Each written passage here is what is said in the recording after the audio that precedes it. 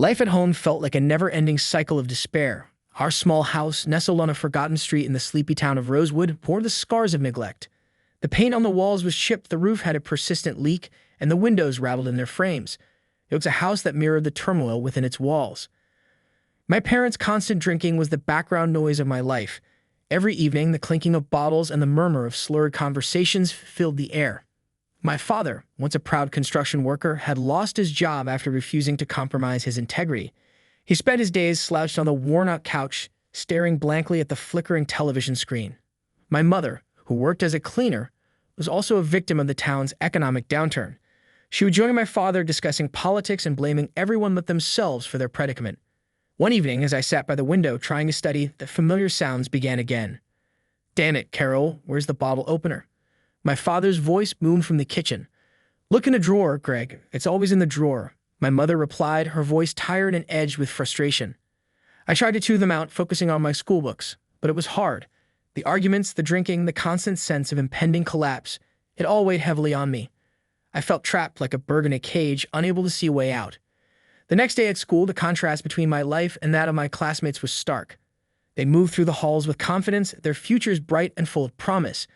I envied their certainty, their freedom from the burdens that shackled me. At lunch, I sat alone, picking at my food. I had overheard snippets of conversation around me, plans for college, summer vacations, new clothes. It was a world I felt I didn't belong to.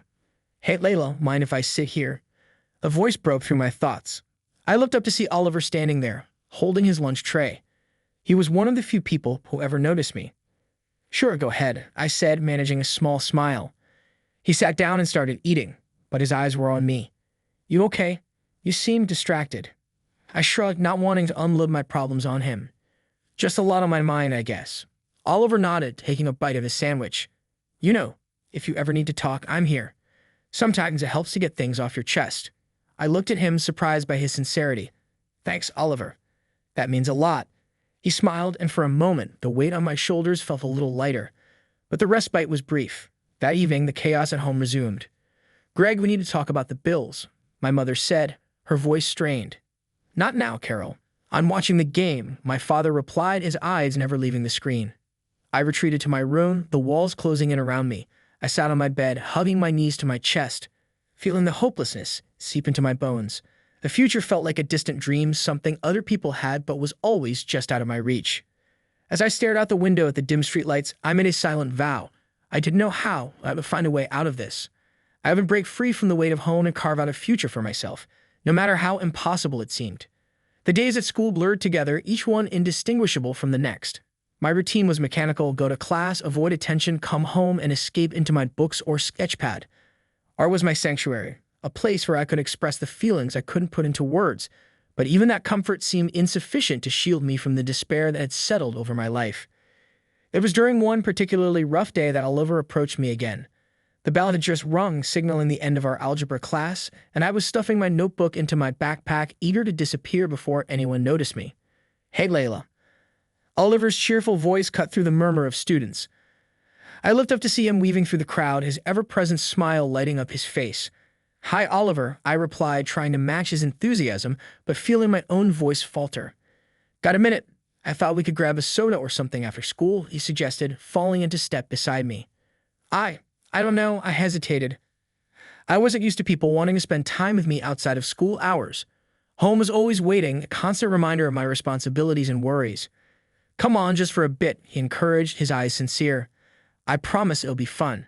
I found myself nodding, surprising even myself. "Okay, sure. Why not?" After the final bell, we walked to a nearby diner, a quaint little place with checkered floors and red vinyl booths. It was a far cry from the chaos of my home, and I felt a bit of the tension in my shoulders ease as we settled into a booth. "So," Oliver started, taking a sip of his soda, "how's everything going? You seem pretty stressed lately." I glanced down at my hands, fumbling with the straw in my drink. "It's just home stuff. My parents, you know, they drink a lot and things are pretty rough right now." Oliver's expression softened.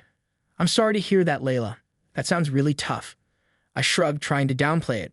"It's just the way things are." He leaned forward, his gaze steady and warm. "You know it's okay to talk about it. You don't have to carry it all by yourself." I sighed, feeling a knot in my chest loosen just a little. It's hard. Sometimes I feel like there's no way out, like I'm stuck in this never-ending cycle. Oliver nodded. I get that. But you're not alone, okay? You've got me. And I believe in you, Layla. You're stronger than you think. His words touched something deep inside me, something I had almost forgotten was there. Thanks, Oliver. That really means a lot. Anytime, he said with a smile. And hey, if you ever need a break from everything, we can always hang out. No pressure, just a friend to talk to. For the first time in a long while, I felt a glimmer of hope. Oliver's friendship was a light in the darkness, a beacon that helped me navigate through the tough times. It wasn't that my problems disappeared, but having someone who cared, someone who understood, made them feel a little less insurmountable.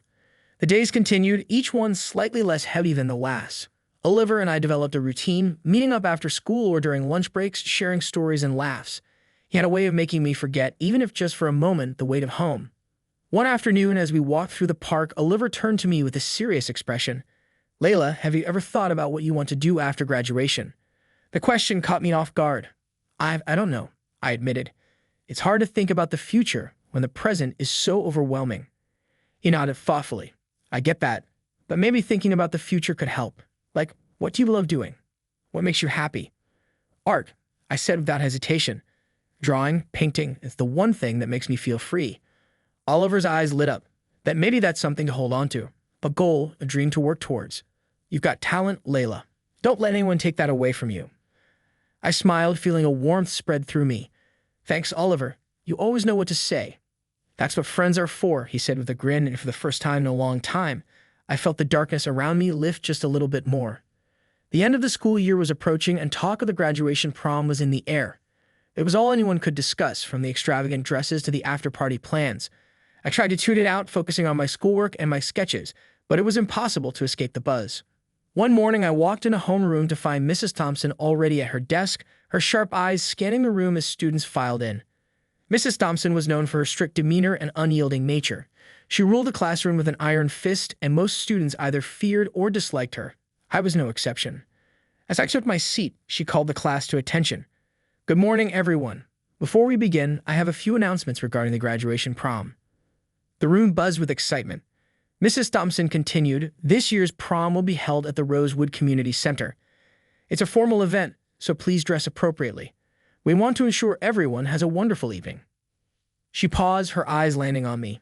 Layla, she said, her voice cutting through the chatter, may I have a word with you after class? My heart sank.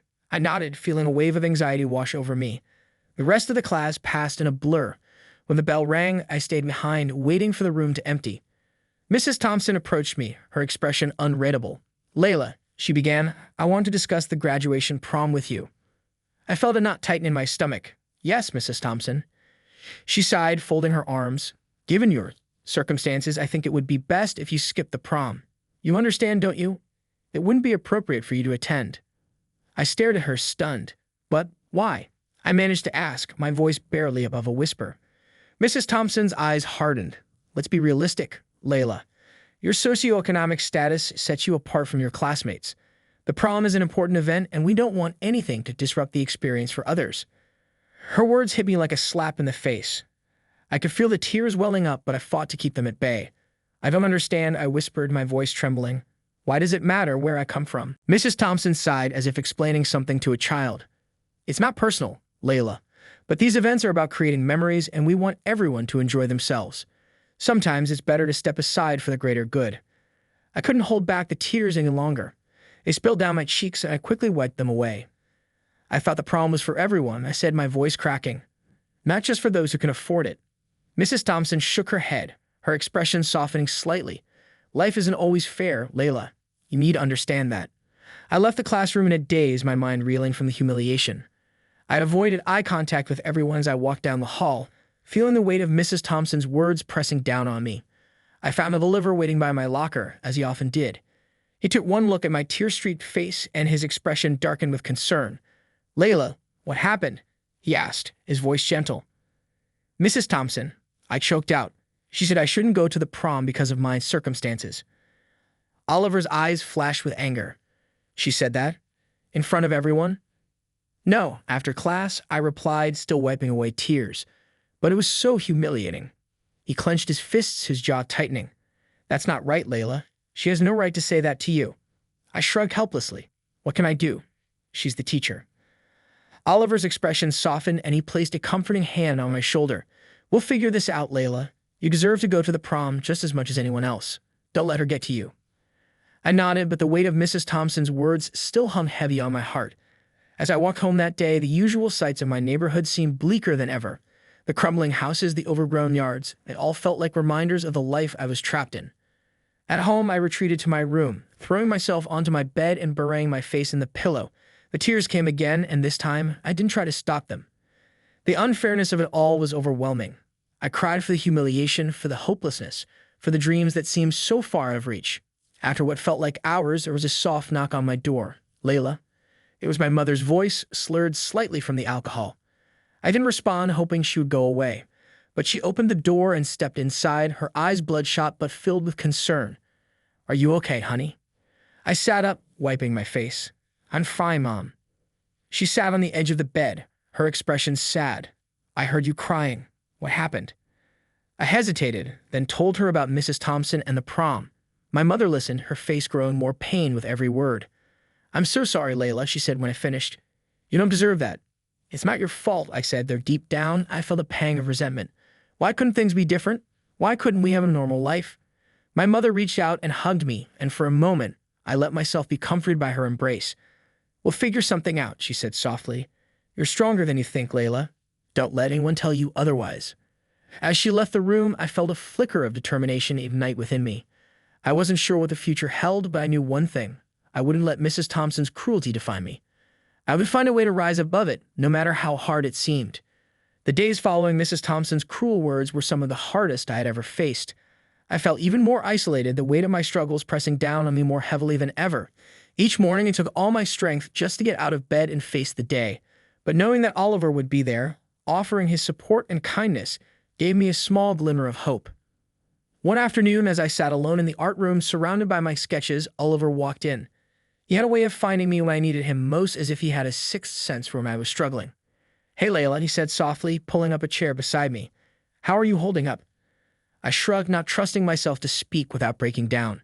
A silence stretched between us, comfortable yet heavy with unspoken emotions. Oliver reached out and gently placed his hand on mine, a simple gesture that conveyed more support than words ever could.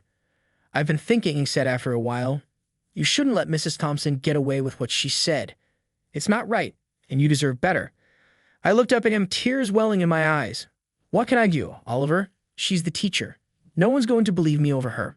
"That's not true," he insisted. "You have me, and I'm sure there are others who would support you too. You're not alone in this, Layla." I sighed, the weight of the situation bearing down on me. It just feels so hopeless sometimes, like no matter what I do, things will never get better. Oliver's expression softened and he squeezed my hand reassuringly. "I know it feels that way right now, but you're stronger than you think. And you have dreams, Layla. Big ones. Don't let anyone take that away from you." A small smile tugged at the corners of my lips. "Thank you, Oliver. You always know what to say to make me feel better." "That's what friends are for," he said with a grin. "Now, how about we get out of here for a bit? Clear our heads." We left the school and walked to the park, our usual refuge from the stresses of life. As we strolled through the green space, the afternoon sun casting long shadows on the ground, I felt a sense of peace begin to settle over me. "I've been thinking about what you said." I began, breaking the comfortable silence. "About my dreams. I want to leave this town, Oliver. I want to go somewhere I can really pursue my art." He nodded, his eyes bright with encouragement. "I think that's a great idea, Layla. You have so much talent, and you deserve to be somewhere that appreciates that." "But how?" I asked, the doubts creeping back in. "I don't have the money or the resources to just pick up and leave." Oliver stopped walking and turned to face me, his expression serious. "We'll figure it out together. Maybe there are scholarships or grants you can apply for. And I can help you look for part-time jobs to save up some money. We'll find a way." His determination was infectious, and I felt a renewed sense of hope. "Okay," I said, smiling. "Let's do it." We spent the next few weeks planning and researching. Oliver helped me put together a portfolio of my best work, and we spent hours online looking for scholarships and art programs that might offer financial aid. It was exhausting and often overwhelming, but having Oliver by my side made it bearable. One evening, as we sat in the library surrounded by books and papers, I looked over at Oliver and felt a wave of gratitude wash over me. "I don't know what I'd do without you, Oliver," I said softly. He looked up from the stack of papers he was sifting through and smiled. "You'd be just fine, Layla, but I'm glad I can help." You're more than just a help, I said, my voice filled with emotion. You're my best friend, and you've given me hope when I thought I had none. Oliver's eyes softened, and he reached across the table to take my hand. And you've given me a purpose, Layla. Helping you has made me realize what really matters in life. We sat there in silence for a moment, the weight of our shared struggles and dreams settling around us. In that moment, I knew that no matter what happened, I wasn't alone. With Oliver by my side, I could face whatever challenges came my way. The next day, armed with our research and a renewed sense of determination, I approached Mrs. Thompson. My heart pounded in my chest, but I knew I had to stand up for myself. Mrs. Thompson, I said, my voice steady despite my nerves. I need to talk to you about what you said to me about the prom. She looked up from her desk, her expression one of mild surprise. Yes, Layla. I want you to know that your words were hurtful and unfair. I continued, holding her gaze. I may not have the same financial resources as some of my classmates, but that doesn't mean I don't deserve to be part of the graduation prom. I've worked just as hard as anyone else. Mrs. Thompson's expression hardened. Layla, I was only trying to do what's best for everyone. No, I said firmly. You're being unfair and discriminatory, and I won't stand for it. There was a tense silence as we stared each other down. Finally, Mrs. Thompson sighed. Very well, Layla. If you insist on attending, I won't stop you. But don't say I didn't warn you. I left the classroom feeling a mixture of triumph and anxiety. Standing up to Mrs. Thompson was one of the hardest things I'd ever done, but it also filled me with a sense of empowerment. With Oliver's support and my own determination, I knew I could face whatever came next. Later that day, I found Oliver waiting for me outside the school. How did it go? He asked, his eyes filled with concern. I did it, I said, smiling. I stood up to her. His face lit up with pride. That's amazing, Layla. I'm so proud of you. Thank you, I said, feeling the warmth spread through me. I couldn't have done it without you. Oliver pulled me into a hug, and for the first time in a long while, I felt a sense of hope and possibility. The road ahead was still uncertain, but with a shoulder to lean on and a friend to guide me, I knew I could face whatever challenges came my way. The days following my confrontation with Mrs. Thompson were a whirlwind of emotions and preparations. With Oliver's unwavering support, I began to seriously consider leaving our small town to pursue my dreams in the arts. The decision was monumental, and the weight of it settled heavily on my shoulders. But every time I wavered, Oliver was there to remind me of my potential and the possibilities that lay beyond our town's borders. One evening, as the sun dipped below the horizon and painted the sky in hues of orange and pink, Oliver and I sat on the steps of the old library, a place we often went to when we needed to think. The library's sturdy brick walls and tall windows had always felt like a sanctuary to me, a place where dreams could be nurtured. Layla, Oliver began, breaking the comfortable silence. Have you thought more about what we talked about? About leaving? I nodded, my gaze fixed on the distant hills. I have. It's such a big step. I don't know if I'm ready for it. Oliver turned to me, his eyes filled with earnest concern. You are ready, Layla. More than you know. Staying here means giving up on your dreams, and you deserve so much more than this town can offer. I sighed, the enormity of the decision pressing down on me. What if I fail, Oliver? What if I go out there and I can't make it? He reached out and gently took my hand, his touch grounding me. Then you'll come back and we'll figure something else out. But you're about to try. You owe it to yourself to at least try. I looked into his eyes and saw nothing but sincerity and belief. It was enough to bolster my resolve. Okay, I said softly. I'll do it. I'll leave. A broad smile spread across Oliver's face, and he squeezed my hand. I'm so proud of you, Layla. You're going to do amazing things. I just know it. With the decision made, the next few days were a flurry of activity. We pored over maps and train schedules, trying to determine the best route to take and the most affordable options. Oliver even helped me find a few art schools and galleries in the city that might be interested in my work. It was exhilarating and terrifying all at once. One evening, as I packed my few belongings into a worn-out suitcase, my father knocked on my bedroom door. Layla, can I come in? Sure, Dad, I replied, pausing my packing. He entered the room, his eyes scanning the half-filled suitcase and the piles of clothes scattered around. So you're really going, huh? I nodded, feeling a lump form in my throat. Yeah, Dad, I have to. I need to see what's out there for me. He sighed and sat down on the edge of my bed, his weathered hands clasped together. I'm proud of you, for having the courage to go after what you want. It's not easy, leaving everything behind. I'm scared, I admitted, my voice barely above a whisper. But I can't stay here and wonder what could have been. He nodded, understanding in his eyes. You're stronger than you think, Layla. And you've got a good head on your shoulders. You'll be fine. I sat down beside him, the weight of our shared past heavy in the air. Thanks, Dad. That means a lot. He reached into his pocket and pulled out a worn envelope. "Here," he said, handing it to me. "It's not much, but it's all I can give you. Use it wisely." I had opened the envelope and saw a small stack of bills, worn and crumpled but still valuable. Tears welled up in my eyes as I looked at my father, gratitude and love swelling in my chest. "Thank you, Gad. This will help more than you know." He wrapped his arm around my shoulders and pulled me into a hug. "You go out there and show the world what you're made of, Layla. And remember, no matter what happens, you always have a home here." The next morning, Oliver and I stood at the train station, the early morning light casting long shadows on the platform. My suitcase was by my side, and my heart was pounding with a mixture of excitement and fear. Oliver had insisted on seeing me off, his presence a comforting anchor in the sea of uncertainty. "Are you ready?" he asked, his voice soft but steady. "As ready as I'll ever be," I replied, forcing a smile. Oliver handed me a small package wrapped in brown paper. "For you, something to remember us by." I unwrapped the package to find a sketchbook and a set of charcoal pencils. My heart swelled with emotion as I looked at him. "Thank you, Oliver. This is perfect. Promise me you'll fill it with amazing drawings and stories from your journey," he said, his eyes shining with unused tears. "I promise," I whispered, pulling him into a tight hug. "Thank you for everything, Oliver. I couldn't have done this without you." "You're going to do great things, Layla. I believe in you," he said, his voice choked with emotion. As the train whistle blew, signaling the final boarding call, I reluctantly pulled away from Oliver and grabbed my suitcase. With one last look at my best friend, I stepped onto the train, my heart heavy but hopeful. As the train pulled away from the station, I watched Oliver grow smaller and smaller in the distance until he was just a speck on the horizon. I turned my gaze forward, the landscape speeding past the window, and took a deep breath. This was it, the beginning of a new chapter. And with the support of my family and friends, I knew I could face whatever lay ahead. In that moment, I felt a sense of liberation and possibility that I had never experienced before. The future was uncertain, but it was also wide open, filled with endless opportunities, and I was ready to embrace every single one of them. The city was everything I had dreamed of and more. Tall buildings reached towards the sky. Bustling streets were filled with people from all walks of life, and the air buzzed with a sense of opportunity and excitement. As I stepped off the train and took in my new surroundings, a mix of awe and trepidation washed over me. This was the place where I would start anew.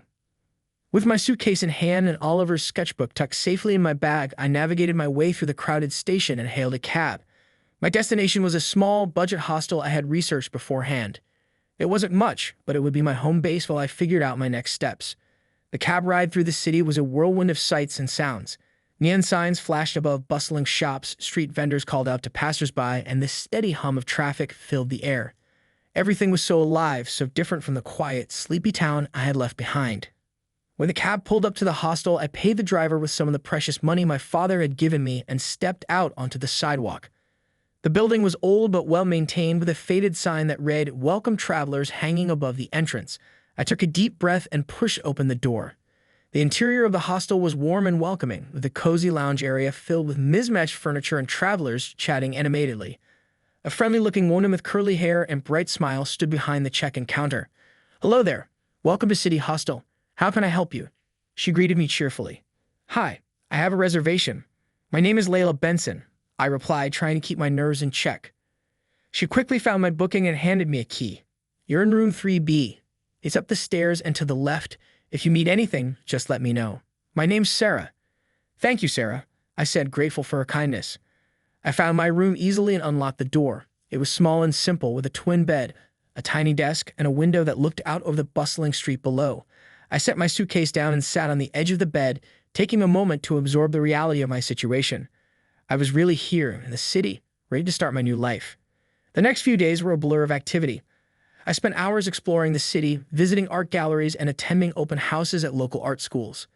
Each day brought new experiences and new challenges, but I was determined to make the most of every opportunity. One afternoon, I found myself at a quaint little cafe in an artsy neighborhood. The walls were adorned with paintings from local artists, and the aroma of freshly brewed coffee filled the air. I ordered a latte and found a seat by the window, pulling out Oliver's sketchbook to pass the time. As I sketched the scene outside, I heard a voice beside me. "Excuse me, is this seat taken?" I looked up to see a young woman with bright red hair and a friendly smile. "No, go ahead," I replied. She sat down and introduced herself. "I'm Emma. I couldn't help but notice your sketching. Are you an artist?" I smiled, feeling a bit shy. "I'm trying to be. I just moved here to pursue my dreams in the arts." "That's amazing. I'm an artist too, Emma said, her eyes lighting up. It's always great to meet fellow creatives. What kind of art do you do? I love to draw and paint mostly. I'm hoping to get into one of the art schools here, I explained. Emma nodded enthusiastically. That's fantastic. I actually teach at one of the local art schools. If you're interested, I could show you around and introduce you to some people. My heart skipped a beat. This was exactly the kind of opportunity I had been hoping for. Really, that would be incredible. Thank you so much. Emma and I spent the rest of the afternoon chatting about art, life in the city, and our shared dreams.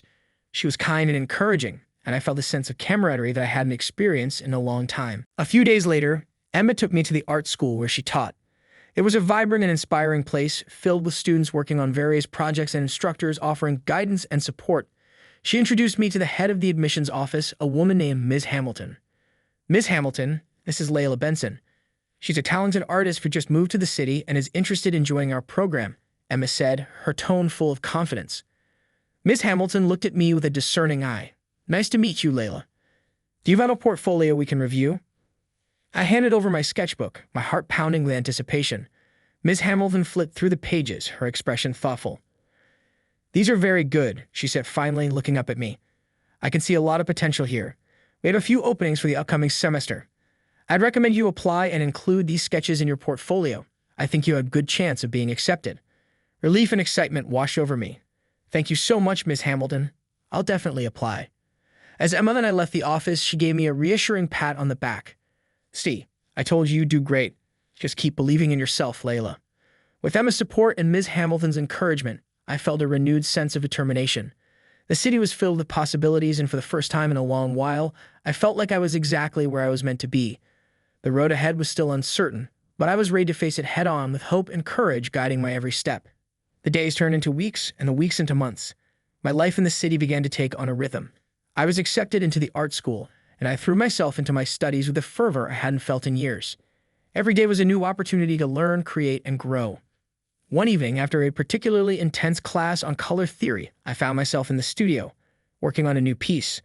The room was quiet except for the soft hum of the ventilation system and the occasional rustle of paper as other students sketched or painted.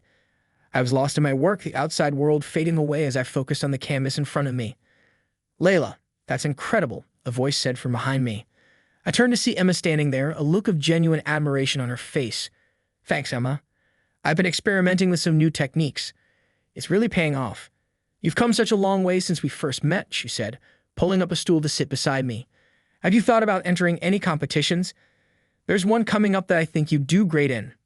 I hesitated. The idea of putting my work out there for others to judge was both thrilling and terrifying. I don't know. Do you really think I'm ready? Emma nodded emphatically. Absolutely. You have a unique style and a strong voice in your art. Plus, it's a great way to get noticed. You never know what opportunities might come from it. Her encouragement gave me the push I needed. Okay, I'll do it. Thanks for believing in me, Emma. Always, Layla, she said with a smile. Now let's get you signed up. The following weeks were a whirlwind of preparation for the competition. I spent countless hours in the studio, perfecting my piece. Emma and I worked late into the night, fine-tuning every detail and making sure everything was just right. The day of the competition arrived, and I was a bundle of nerves. The event was held in a large, airy gallery downtown filled with pieces from artists all over the city. I walked through the exhibit, my heart pounding as I took in the incredible talent on display. Layla, there you are, Emma called out, making her way through the crowd to join me. How are you feeling? Terrified, I admitted with a laugh. That's normal, but remember, you've worked hard for this. Just enjoy the experience and be proud of what you've accomplished. I nodded, taking a deep breath. You're right. Thank you, Emma. As the evening wore on, judges and guests moved through the gallery, studying the artworks and discussing them in hushed tones. I tried to stay calm. Every glance in my direction made my heart race. Finally, the moment came. One of the judges, a distinguished-looking man with silver hair and glasses, stepped up to the microphone. Ladies and gentlemen, thank you all for being here tonight. We've seen some truly remarkable work, and it's been a difficult decision. But after much deliberation, we're pleased to announce the winner of this year's competition, Layla Benson. The room erupted in applause. I stood there stunned, hardly able to believe what I had just heard. Emma nudged me forward, a huge grin on her face. Go on, Layla. You did it. I made my way to the front, my legs feeling like jelly. The judge handed me a certificate and a small trophy. Congratulations, Layla. Your piece was exceptional. We look forward to seeing more of your work in the future. Thank you so much, I managed to say, my voice shaking with emotion. This means the world to me. As I stood there basking in the applause and the recognition, I felt a sense of accomplishment and joy unlike anything I had ever experienced. This was the beginning of something incredible. In the weeks that followed, doors began to open. My piece was featured in a prominent art magazine, and I received invitations to showcase my work at several galleries. The competition had given me the exposure I needed, and I was determined to make the most of it. One afternoon, as I was working in the studio, my phone rang. It was a number I didn't recognize, but I answered it anyway. Hello, this is Layla. Hi, Layla. This is Mr. Thompson from the Thompson Gallery. We saw your work at the competition and were very impressed. We'd like to offer you a solo exhibition at our gallery next month. Are you interested? I nearly dropped the phone in shock. Yes, absolutely. Thank you so much for the opportunity. Great, we'll send you the details. Looking forward to working with you. I hummed up, feeling a mix of excitement and disbelief. A solo exhibition at one of the most prestigious galleries in the city? It was a dream come true. That evening, I met up with Emma to share the news. You won't believe what just happened, I said, barely able to contain my excitement. What is it? She asked, her eyes lighting up. I just got a call from the Thompson Gallery. They want to give me a solo exhibition next month. Emma's face broke into a huge smile. Layla, that's amazing. I'm so proud of you. You've worked so hard for this. I couldn't have done it without your support, I said, hugging her. Thank you for everything. As I prepared for the exhibition, I poured my heart and soul into each piece. This was my chance to show the world who I was and what I could do. The opening night was a blur of faces, compliments, and congratulations. My work was well received, and I even made a few sales. As the evening drew to a close, I found a quiet moment to reflect. I had come so far from the girl who felt trapped and hopeless in her small town. The city had given me the chance to grow, to learn, and to succeed, and I knew that this was only the beginning of my journey. I looked around the gallery, taking in the sight of my artwork hanging on the walls. This was my new beginning, and I was ready to embrace it with everything I had. After nearly a decade of relentless hard work and personal growth, I decided it was time to face my past. My success as an artist had brought me a sense of fulfillment, but there was a lingering feeling of unfinished business back in my hometown. It was time to return, to confront the ghosts of my past, and to share my triumph with those who had doubted me. I packed my bags, feeling a mix of anxiety and excitement. As the train sped through the countryside, I couldn't help but reflect on how far I had come. The small, sleepy town that had once felt like a prison now seemed like a distant memory. When I arrived, the familiar sights and sounds hit me with a wave of nostalgia. The same old stores, the same streets where I used to walk aimlessly, feeling trapped and hopeless. But this time, I was different. I was no longer that scared, uncertain girl. I was Layla Benson, a successful artist with a bright future. I had arranged to stay with Oliver, who had kept in touch over the years. He had always been my rock, and I couldn't wait to see him again. As I walked up to his house, my heart raced with anticipation. Layla, Oliver exclaimed, throwing open the door and pulling me into a tight hug. It's so good to see you. You too, Oliver, I replied, smiling up at him. I've missed you. Come on in, I've got dinner ready, he said, leading me inside. His home was warm and inviting, filled with the comforting smells of home-cooked food. We sat down at the table, catching up on each other's lives. So how does it feel to be back? Oliver asked, his eyes full of curiosity. It's strange, I admitted. Everything looks the same, but it feels different. I feel different. I'm not surprised, he said with a grin. You've accomplished so much, Layla. You've always had that fire in you, even when things were tough. Thanks, Oliver. I couldn't have done it without your support, I said, feeling a surge of gratitude. After dinner, we talked late into the night, reminiscing about the past and sharing our dreams for the future. The next day, I decided it was time to face Miss Anderson. As I walked to the school, memories of that humiliating day flooded back. But instead of fear, I felt a sense of purpose. I was here to show her that I had risen above her cruelty. I had arrived at the school and found Miss Anderson in the teacher's lounge. She looked up as I entered, her expression shifting from surprise to discomfort. Miss Anderson, I said, my voice steady. It's been a long time. Layla, she replied, a forced smile on her face. What brings you here? I wanted to see you, I said, meeting her gaze, to show you what I've accomplished. I handed her a brochure of my recent exhibition. She flipped through it, her expression unreadable. I remember the day you told me I didn't belong at the prom. I continued, my voice gaining strength. You humiliated me in front of the entire class. But instead of letting your words break me, I used them as fuel to prove you wrong. She looked up, her face pale. Layla, I didn't realize. No, you didn't, I said, cutting her off. But it doesn't matter now. I've moved on. I'm successful, and I found happiness. I just wanted you to know that your words didn't define me. I did. For a moment, there was silence. Then she spoke, her voice soft. I'm sorry, Layla. I was wrong. I appreciate that, I said, feeling a weight lift off my shoulders. Goodbye, Miss Anderson. As I walked out of the school, I felt a sense of closure. I had to face my past and emerge stronger. My final stop was to visit my parents. I arrived at my childhood home, my heart heavy with mixed emotions. My parents were sitting in the living room looking older and more worn than I remembered. Layla, my mother exclaimed, her eyes filling with tears. You're back. Hi, Mom. Hi, Dad, I said, hugging them both. I wanted to see you and let you know that I'm doing well. We're so proud of you, my father said, his voice thick with emotion. We always knew you would make something of yourself. Thanks, Dad, I replied, feeling a warmth spread through me. I've missed you both. We spent the evening talking, sharing stories, and catching up. It was a healing experience, and I felt a sense of peace settling over me. As I lay in bed that night, I realized that returning home had given me the closure I needed. I had faced my past, made peace with it, and emerged stronger. I was ready to move forward, knowing that I could conquer anything that came my way. And with that thought, I drifted off to sleep, feeling a sense of contentment and fulfillment that I had never known before. Returning to my hometown was like peeling back the layers of my past. I had faced my family, reconnected with Oliver, and even confronted Miss Anderson. But there was one final confrontation that I knew I had to face before I could fully close this chapter of my life, the reunion at the school. It was time to show not just Miss Anderson, but all those who had doubted me just how far I had come. The school reunion was held in the newly renovated gymnasium. As I walked through the entrance, memories of awkward teenage years and high school drama flashed before my eyes. The room was filled with familiar faces, some of which I hadn't seen since graduation. My heart pounded as I scanned the crowd, searching for the faces of my former classmates and teachers. Layla, is that you? A voice called out. I turned to see Sarah, one of the more popular girls from our class, making her way toward me. She looked genuinely surprised and a little awed. Wow, you look amazing.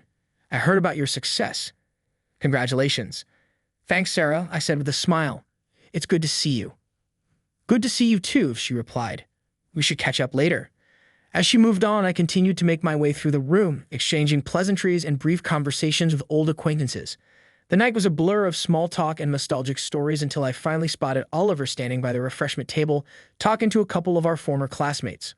Oliver, I called out, making my way over.